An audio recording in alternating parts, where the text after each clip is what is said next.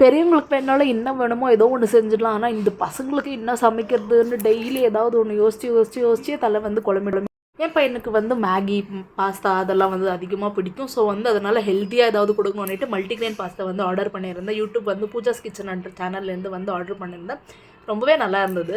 லைட்டாக அதை வந்து ஒரு 2 மினிட்ஸ் வேக வச்சுட்டு அதிலே கொஞ்சமாக எண்ணெய் விட்டுட்டு வெங்காயம், தக்காளி எல்லாமே லைட்டாக வதக்கிட்டு சால்ட்டு, மஞ்சள் தூள், அப்புறமா லைட்டாக வந்து மிளகாய் தூள் போட்டுட்டு அதிலே வந்து ஒரு மசாலா இருக்கும். அது வந்து ஃபுல்லாக போடல, கொஞ்சமாக போட்டுட்டு பாதி வந்து எடுத்து வச்சுட்டேன்.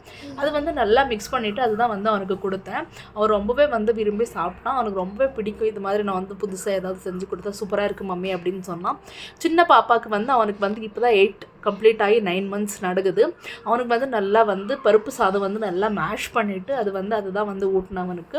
அப்புறம் வந்து அப்படியே வந்து எங்களுக்கு நைட்டுக்கு டின்னருக்கு வந்து பருப்பு வந்து நல்லா வேக வச்சுட்டு நல்லா கட்டியாக தால் மாதிரி பண்ணிவிட்டு வந்து சப்பாத்தி தான் வந்து செஞ்சேன். இதோட காம்பினேஷன் வந்து ரொம்பவே சூப்பராக இருக்கும். யார் வீட்டிலலாம் இது மாதிரி வந்து செஞ்சு சாப்பிடுவீங்க மறக்காமல் கமெண்ட் பண்ணுங்கள். தேங்க்யூ ஃபார் வாட்சிங். பாய். நாளைக்கு பார்க்கலாம்.